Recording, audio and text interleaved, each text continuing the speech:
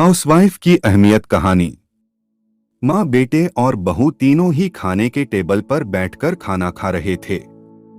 खाते समय लड़का अपनी पत्नी को बोला, सीमा, तुमने आज भी दाल चावल बनाया। खाना बनाने में तो आलस मत किया करो तुम। बस हाउसवाइफ ही तो हो, तुम घर पर ही तो रहती हो। तुम्हें रसोई घर में कुछ अलग अलग खाना बनाना अच्छा नहीं लगता है क्या? क्यों रोज ही एक तरह का खाना बनाती हो? सीमा बोली, आज मैं बनाने वाली थी। मैं आज सूजी की खीर बनाने वाली थी, पर रसोई में सूजी खत्म हो गई। मैंने कल ही ऑर्डर किया था, पर अभी तक आया नहीं। कोई हरकत नहीं, मैं कल बनाऊंगी। रसोई घर में कुकर की सीटी बजीती है और खाने के समय सीमा रसोई घर में आती है। रसोई घर से वापस आते वक्त डाइनिंग टेबल पर बैठकर सीमा बोली कि मैंने कुकर में आलू डाले हैं, शाम को मैं आलू के वड़े बनाने वाली हूँ। यह सुनकर उसके सास को भी खुशी हुई। गोपाल बोला, अच्छा है, तुम दोनों को तुम्हारी पसंद की चीज बनाने में और खाने में बहुत मजा आता है। ऐसे में दरवाजे की बेल बजी। सीमा वापस खाने के टेबल पर से उठी और दरवाजा खोला। डिलीवरी बॉय सूजी लेकर खड़ा था। पार्सल लेकर सीमा वापस खाने के टेबल पर खाना खाने के लिए बैठी। तभी माँ बेटे से बोली कि तूने अगर दरवाजा खोला होता तो फिर क्या होता? बेचारी ठीक से खाना भी अच्छे से खा नहीं सकती। तो बेटा बोला, सॉरी, मैं उठ नहीं सकता, मुझे ऑफिस जाने के लिए देर हो रही है। फिर रूम में चला जाता है। वो सीमा को आवाज देता है, मेरी फाइल मिल नहीं रही है, तुम ढूंढ कर दो सीमा। फिर एक बार खाने की टेबल से उठने वाली थी और उसके तरफ जाने वाली थी, तभी सास ने उसे रोका। छोटा बच्चा नहीं है वो, खाओ तुम खाना। थोड़ी देर बाद रूम से गोपाल की आवाज आई, फाइल मिल गई। सास और बहू दोनों ही खाने के टेबल पर एक दूसरे की तरफ देखकर हंसने लगी। गोपाल ऑफिस जाने के लिए निकल गया। सीमा ने सारा काम खत्म किया। रात को आलू वड़ा खिचड़ी बनाती भी बनाई। खाना देख गोपाल और सास खुश हो जाते हैं। सीमा सब काम निपटा के सो जाती हैं। दूसरे दिन सुबह गोपाल उसके बेडरूम में फाइल ढूंढ रहा था और वह फाइल ढूंढने की वजह से बेडरूम पूरा अस्त व्यस्त कर दिया। गोपाल अकेले में बड़बड़ा रहा था, इस घर में कभी भी कोई चीज समय पर नहीं मिलती है। इन औरतों को कोई काम नहीं होता, इसलिए दिन भर इधर का सामान उधर करती रहती है। उसके आवाज से सीमा वापस उसके रूम में आती है और रूम की बुरी हालत देखकर उसे गोपाल पर गुस्सा आता है। वह गोपाल को पूछती है, आप क्या कर रहे हो? तभी गोपाल बोलता है, मैंने तुम्हें पिछले दिन दी हुई फाइल कहां पर है? सीमा तुरंत वह फाइल बाहर निकालती है और वह गोपाल को दे देती है। सीमा गोपाल को कहता है, इतना सारा सामान बिखरने से पहले मुझे एक बार पूछा तो होता। कितना सामान बिखरा पड़ा है, मैं क्या दिन भर यही काम करती रहूं क्या? उल्टा गोपाल सीमा पर चिल्ला देता है और बोलता है कि क्या काम रहता है दिन भर तुम्हें? इतना काम भी तुम नहीं कर सकती क्या? दिन भर सोते ही रहती हो सिर्फ। माँ के कहने पर हाउसवाइफ से शादी करके बहुत बड़ी भूल की मैंने। ऐसा बोलकर गोपाल ऑफिस के लिए निकल गया। पति पत्नी का बोलना माँ के कानों पर पड़ता है, जो गोपाल को पता नहीं था। माँ सीमा के पास जाती है, तभी सीमा रो रही होती है।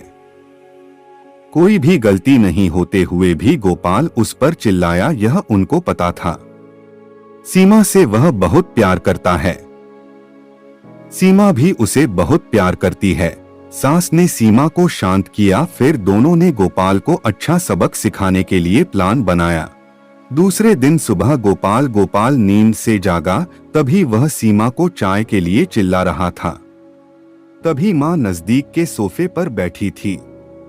वह बोलती है, सीमा घर पर नहीं है, वह किसी काम के लिए अपने मायके गई है। गोपाल फोन निकालता है और सीमा को फोन करने लगता है। तभी माँ उससे रोकती है और बोलती है कि फोन मत करो, वह मायके ही तो गई है, 2-3 दिन में आ जाएगी। गोपाल फोन रख देता है और माँ को बोलता है कि माँ चाय। तभी माँ बोलती है, हाँ 2 कप बनाना, मैं भी पीऊंगी।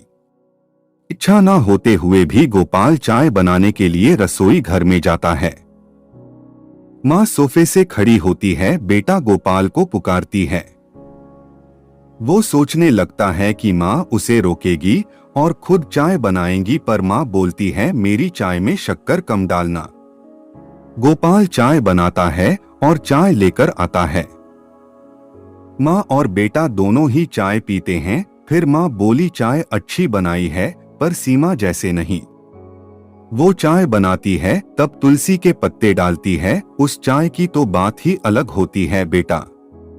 कोई बात नहीं, अगली बार तुम चाय बनाओगे तब ध्यान में रखना। गोपाल उसकी माँ को देखते ही रह जाता है। थोड़ी देर बाद गोपाल उसकी माँ को बोलता है, माँ आज मैं मटर पनीर खाना चाहता हूँ। माँ फिर से गोपाल की तरफ देखकर बोली, अरे वाह, आज मेरा बेटा मटर पनीर बनाएगा और मुझे खाने के लिए देगा। अच्छा हुआ, बहुत दिनों से मटर पनीर खाने की इच्छा हो रही थी। तभी गोपाल बोला, अरे माँ, मटर पनीर आपको बनाने के लिए कहने वाला था। तभी उसे माँ बोली, नहीं बेटा, मेरे घुटने बहुत दुखते हैं, मैं इतनी देर रसोई घर में खड़ी नहीं रह सकती। तभी गोपाल उसका फोन निकालता है और रेस्टोरेंट से ऑर्डर देने लगता है। तभी माँ उसे रोकती है और बोलती है, मुझे वह होटल का खाना पचता नहीं है, मुझे गैस हो जाती है और तुम मुझे बाहर का खाना खिलाने वाले हो क्या? शायद माँ से प्यार नहीं करते हो तुम गोपाल। तभी गोपाल खाना बनाने के लिए रसोई घर में जाता है। 1 घंटे बाद खाना तैयार होता है। 2 थाली में खाना लेकर गोपाल उसकी माँ के पास आता है। गोपाल ने दाल चावल बनाया है, यह माँ देखती है। गोपाल को बोली, अरे बेटा, तुम मटर पनीर बनाने वाला था ना? गोपाल बोला कि माँ, यह आसान है बनाने के लिए। तभी माँ बोलती है, सीमा होती तो आज उसने मटर पनीर बनाकर मुझे खिला दिया होता, पर जाने दो, तुम्हारे हाथों का खाना बना हुआ खाना कहाँ मैं रोज खाती हूँ। ऐसा बोलकर माँ खाना खाने के टेबल पर आकर बैठती है। चल दोनों साथ में खाना खाते हैं। गोपाल ने पहला निवाला मुंह में डाला ही था, तब माँ उसे बोली, अरे बेटा, दाल में नमक कम है, जा और नमक लेकर आ। वो खाते खाते उठता है और रसोई घर में से नमक लेकर आता है और माँ को देता है। फिर से खाने के लिए बैठता है। तभी बीच में माँ खांसने लगी और गोपाल को बोलती है, अरे बेटा, निवाला गले में अटक गया है, थोड़ा पानी लाना। गोपाल फिर खाते खाते उठा और पानी लाने गया। फिर वो पानी माँ को दे देता है। इस सब में गोपाल के चेहरे पर गुस्सा स्पष्ट रूप से दिख रहा था। गोपाल को अब समझ में आ रहा था कि वह सीमा के साथ जिस प्रकार बर्ताव कर रहा था, उसे कितना बुरा लगता होगा। वो यह सब खुशी से करती थी, उसके चेहरे पर कभी भी कोई शिकन नहीं दिखी। वह सोचते सोचते खाना खा रहा था। माँ यहीं पर नहीं मानी। खाना होने के बाद माँ गोपाल को बर्तन धोने के लिए कहती है और माँ उसके रूम में आराम करने चली जाती है। माँ उसे परेशान करने का कोई मौका नहीं छोड़ती। वो गोपाल को बुलाकर चद्दर ओढ़ने के लिए कहती है। उसके बाद गोपाल रूम से बाहर जाता है तो उसे माँ रोकती है और एसी का टेम्परेचर कम करने को कहती है। अब इन सभी कामों की वजह से वह चीड़ चीड़ करने लगता है, लेकिन कुछ भी नहीं बोल पाता। दूसरे दिन सुबह जल्दी उठ जाता है। उसे ऑफिस जाना होता है, इसीलिए वह जल्दी सब्जी काटता है, पर उसका ध्यान सब्जी की तरफ नहीं होता। वह सीमा का विचार कर रहा होता है। वो सोच रहा होता है, हाउसवाइफ का काम आसान होता है, ऐसा मुझे लगता था, पर सच में वैसे नहीं है। मैं कितना गलत बर्ताव करता था सीमा के साथ। मन ही मन पछता रहा होता है, तभी सब्जी काटते समय अपनी उंगली काट लेता है। वह उठकर बेसिन में उंगली धोने के लिए जाता है। ऐसे में सीमा उसके पास आती है और हाथ पर पट्टी बांधने लगती है। मतलब सीमा अपने मायके गई ही नहीं थी, गोपाल से छुपकर उनके ही घर में थी। यह तो सास और बहू का प्लान का एक हिस्सा था। गोपाल सीमा को देखकर खुश हो जाता है। वह उससे माफी मांगता है।